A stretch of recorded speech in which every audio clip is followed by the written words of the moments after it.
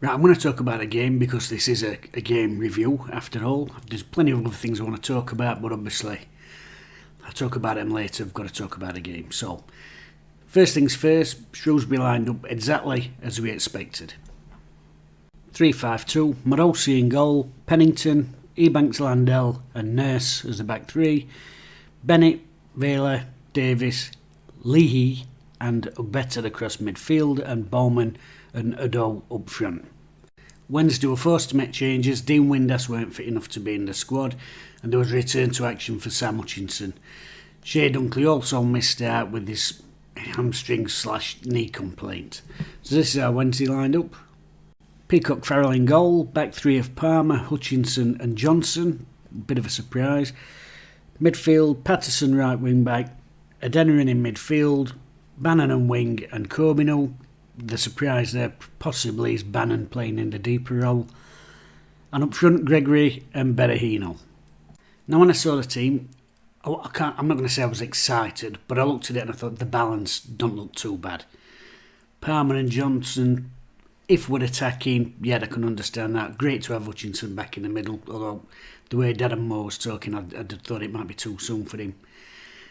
The midfield, I quite like Patterson on the right hand side. I think he's had 2 or 3 good games out there. I think that's probably one of his better positions, because we don't know what his actual position is, but that's one of his better ones.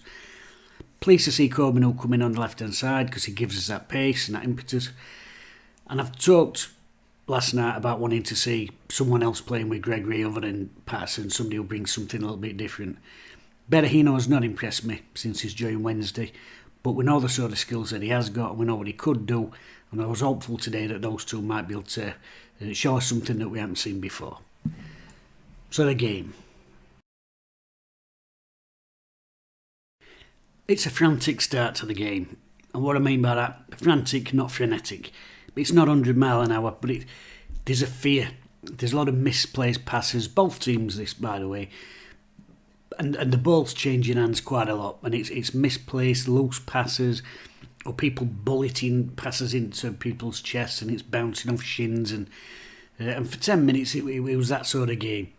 Although Wednesday did probably fashion the best chance, but it was a sign of things to come. Adeniran has a shot from distance, which sails a couple of yards over the bar, and that really set the tone for what it was going to be about for Wednesday this afternoon. You're looking for little things in games, aren't you? And the first 10 minutes, there were a few things I thought, yeah, that's okay. Patson did really well, use his experience just to put himself between the man and the ball when their winger, I think Ogbeta, I think they call him, were breaking down the left-hand side. Peacock Farrell came, made a great catch from a cross, got rattled and knocked over in the process. They're little things, and I thought, yeah, that's okay. They can be positive signs for us. But our use of the ball was a worrying thing, because again, like I said, the first 10 minutes, it's rattling off shins, it's loose passes, and a lot of statues. There's a lot of calling for the ball. People, you can't accuse anyone of not wanting the ball, but they stood still wanting the ball, and as soon as they've got it, they're under pressure, and that's when we're getting this frantic passing going on. They're also having a similar sort of thing, but they start growing into the game, and they've got a lad in midfield, lovely left foot player, Leahy. He starts getting the passes going, pinging stuff in behind, little curling balls in behind, and already I'm watching, I'm starting to think, here we go. Because they were managing to turn us round and get them little balls in behind, and he was instrumental in that. Him and the lad Vela, who wasn't giving us any time on the ball at all. 18 minutes on the clock, Patterson goes down on the far side, he's gone in for a tackle and he's got caught running into their man. Their man's come in and Patterson's gone over him sideways on his standing leg, and it's twisted sideways. 5 minutes later, he's down again in our box. We have to make the substitution. Brennan comes on. I've looked at it back. The way he's gone down, I'll be very surprised if he's not strained his medial ligaments with that one, because it was that sideways knock, and the way the physio moving his leg, I'm pretty sure that's what he will have done. So hopefully it's nothing too serious, but I wouldn't expect he's going to be available for the next match, even though we've got a weekend off. So we're edging towards the break. They're on top, and I'm just thinking at this stage, if we can get in 0-0, that's a positive for us. We're the away team. The onus is on them to attack. So if we get in 0-0 at break, and then it happens, And it happens with that thing that we've been complaining about all season. It's fannying about the back. I don't know what Johnson's doing there. In his defence, he's not a defender. But he tries a daft little turn. There's 2 or 3 men round him. Give it away. Goes out for the corner ball in the recovery tackle. But it all comes from fannying about. Of course, it's last minute of the half. Corner comes in. And for the 3rd times in 2 games, we concede a softest shite header. To be fair, it's a nice glance from their lad Pennington, who impressed me today, actually, by the way. I think ex-Everton graduate, thought he was really solid for them. Great glancing header. But again, talked about it in the week, we don't really get up. There are times in games, you can mark your man, where is he, keep an eye on him. But when the ball comes, sometimes you've got to not be looking at him and know where's he going and trying to stop him. Sometimes you've got to, I'm going to head it. Forget about him. First one took ball. So we're going in 1-0 down. Absolute huge boost for them. Their fans rapturous all around the ground. 1-0 down at the break. And that's when that realisation comes over you. We're getting knocked today. Because we'd had some possession, but it weren't good possession. Now we've actually had a bit of luck because their set forward, Udo, he's had to go off injured, overstretching for a run right at the stroke of half time, so he's replaced with a lad called Pike. So that's a real bonus for Wednesday because he'd been a real handful with Bowman. But we still didn't make the most of that opportunity that they'd lost their top scorer. As I said before, talking about the first half, we did have a lot of the ball, but it weren't great possession. It was just having a lot of the ball. The movement wasn't there. There was no flow to the play. We had a lot of it. There was a lot of side to side. We were trying to make things happen, and we kept the ball for spells in the second half. But it wasn't really going anywhere. The speed which Shrewsbury got back and got men behind the ball was incredible. For the first 20 minutes second half, it played out more or less like the first half. They were still having a go at it because they Cottrell clearly thought they could get a second goal, and they should have had one. The lad Bowman, the big lad, he's missed an absolute sitter. And I don't know how he's missed it even now. He's a yard, 2 yards out, open goal, he's straight. I don't know how he's missed it. That's Wednesday's get out of jail free card, and they sort of from there did actually start getting forward a little bit more. It's almost like it was an alarm call. But again, for all the ball, the delivery was poor. The movement from the front pair, they were not working as a unit, miles apart. And when we were putting the ball into the box, nobody's getting on the end of it. There was no desire. There were a couple of balls that went over to the back post. Corbin miles outside the box. Really, a player like that, young attacking player, and he's quite big for a winger. He's got to be coming in and attacking those crosses and making that third man round the back. But aimless delivery, and when we did get the odd decent ball in, there's nobody in there attacking it. So we started having a lot of possession but not doing anything with it. Shrewsbury, for their part, after giving it another goal the first 20 minutes of the second half, they obviously think, right, we're not going to get that second, let's make sure we keep the points. So they're dropping off, making it nice and tight, and then Wednesday having all the ball. I think the stats were something like 60% of the possession, but it's poor possession. It's not really going anywhere. We can't break through. We're not making runs behind. It's about an hour and 10 minutes into the game before we have a real test up warm at their keeper's hands when Delabashiru comes on and cracks a shot away. Berahino has a good turn in the box and a left foot drive, the sort of thing that we've been expecting him to do from day one when he arrived. That's the first time I can actually remember him dropping off a yard, off his man, and when he's coming to tighten him, spinning in behind. That's the sort of thing I thought we were getting from day one. I've seen it once, and that was today. Keeper makes a comfortable save in the end, but that's the story of the rest of the game. Wednesday having the ball, but make no mistake about it, Shrewsbury are letting us have the ball. That's the difference. They take on Betroff, who's the left wing back, push Nurse, who's been playing left side centre half, out to the left full back slot, and they bring another centre half on and they go 5-4-1, and they say, right, we've got our lead, break us down. And Wednesday aren't cute enough to break a team down. That's the God's honest truth. Barry Bannon, fantastic player. Today, Bannon must have had 400 touches of that ball. Genuinely. I don't think any other player on the pitch touched the ball as much as he did. But when he's got it and he's looking, people calling for it, but they stood still. They marked. It's just, as soon as we went a goal down, you knew this was how it was going to pan out. Mendes Lang comes on.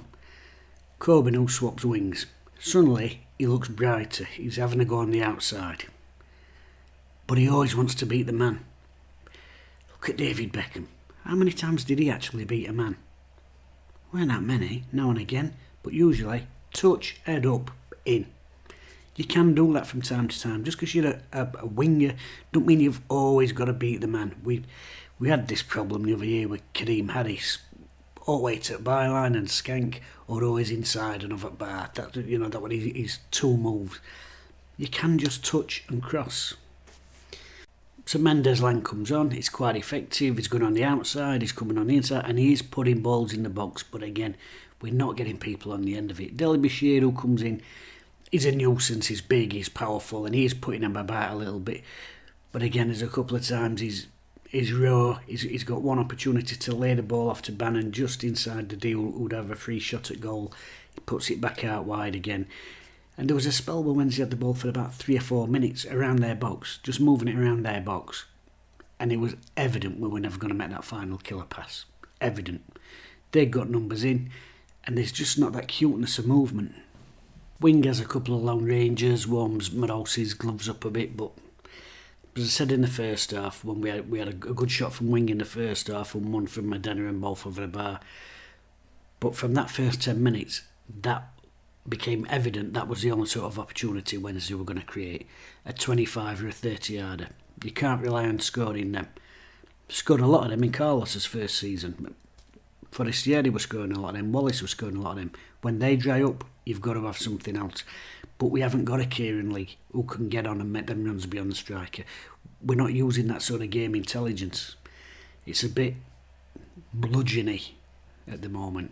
So, fair play to them. Shrewsbury got a game plan. Come out, have a pop-up Wednesday, get a goal, try and get a second one. Couldn't quite break us down to do that. And then said, right, here's a bank of 5 and here's a bank of 4 and what you're going to do. And the truth is, we couldn't do anything. We weren't cute enough.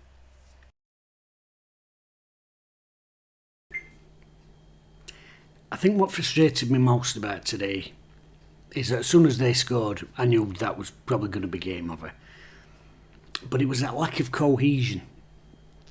We did have loads of the ball, but the movement wasn't there. We weren't seeing those cute 1-2s that get you on your edge of your seat and get you applauding the play. We weren't seeing them runs in behind. We weren't stretching them. And it was just frustrating. It was a frustrating watch because you knew what was going to happen. And sometimes you can watch a Wednesday match and you can rage. I watched a game earlier in the season. It might have been the Oxford game, or there was a couple actually, but I'm seething, I'm raging because we're trying to do things and we're not pulling it off, and then we throw stuff away and I'm like, I wasn't seething today.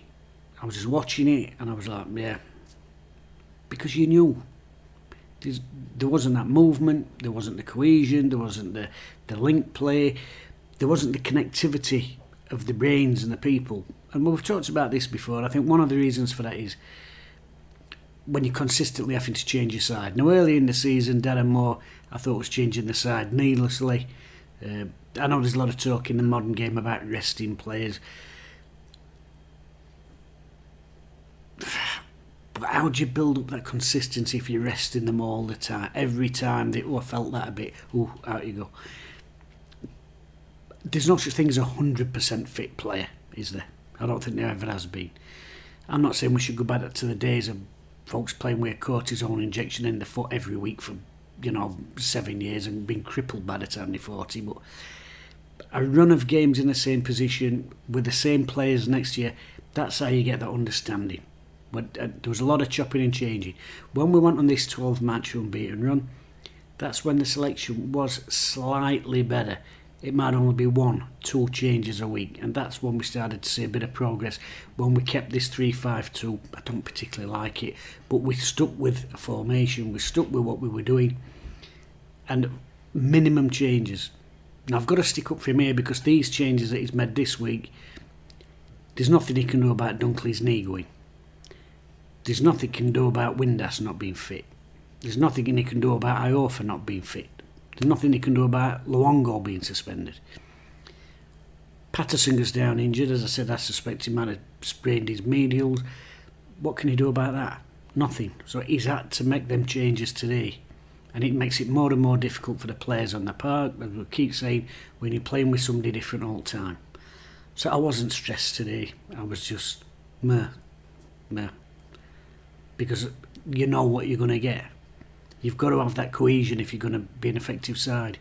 And if we look at these today, a team who I was looking before the game, a couple of weeks ago they were looking over the shoulder at relegation. They've put a decent run together. They picked the same side today as they picked in their last game. They're picking a consistent team. They've got a partnership up front. They've got a 5 across the middle who all know their jobs. They've got experience in key positions. They know what they're doing. They weren't the best footballing side in the world, I didn't think. Leahy was a nice player, I thought, or better, would have a run at people. Vela, I thought, was a very impressive player. Not fantastic, not a fantastic football team, but an organised team with a way of playing. They all knew their jobs, they all knew what they were doing, and they linked well. The front pair linked well before Udo went off injured. The wing-back linked well with the wide-sided centre-halves. And that's football is that simple at times. People building up, players building up that relationship and that understanding with each other, and we've just not seen it enough from Wednesday this season. So it's a 1-0 defeat. On top of the Sunderland one, it's a kick in the balls, but it's not one that's made me angry. Like I said, I was just meh, because as soon as they scored, I knew we wouldn't be able to break them down. That's a pretty sad way to look at a game of football, but that's where I was today. Man of the match. I'm going to pick a man of the match.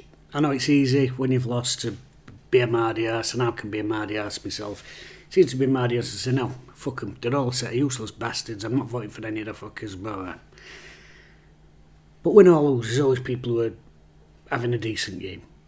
There's always somebody in there. You overlook it because of the shitness of the result or the shitness of the overall team performance. But I always look at a game, and the easiest way I always look for the man of the match is who's done their job. Don't have to have been brilliant, but who's done their job, the requirement of the position they're playing. But I thought Peacock Farrell had a decent game, in all honesty. He was trying to get the ball out quickly, trying to get moves going. Thought his handling was good coming for crosses. Thought he was brave coming for crosses because he got rattled a couple of times, really does. Bannon, although he's not really created much, he's probably seen more of the ball than anyone else, demanding the ball, trying to make things happen with his passes. If you're making passes and people aren't moving, it can make you look worse than you are in reality. But he was trying to make things happen, never share responsibility. But my man of the match today would be Sam Hutchinson.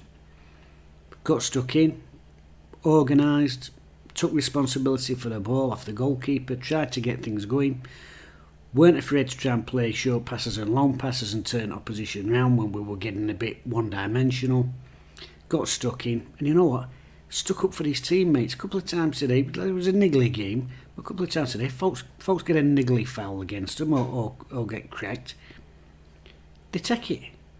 You don't take it. He's in. What the fuck are you doing to my mate, you bastard? If we got 11 of them, we might not win games, but I tell you what, we won't be bending over and losing games 1-0. You need them characters who are going to stick up for your teammates. So, overall, did he do his job? Yes, he did. And for that reason, Hutchinson's my man in a match, and I'm glad to have him back. I just really want a centre half on either side of him now.